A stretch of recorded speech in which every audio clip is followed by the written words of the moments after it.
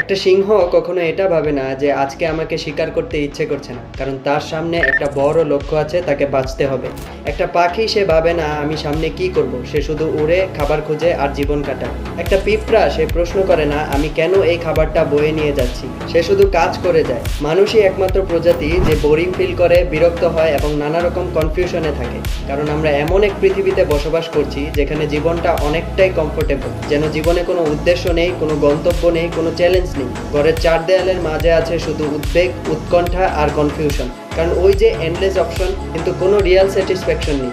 প্রত্যেকটা মানুষই খুব ভালো এবং বড় কিছু করার সক্ষমতা রাখে, কিন্তু সেই অনুভূতিটা আমরা কোথায় পাবো?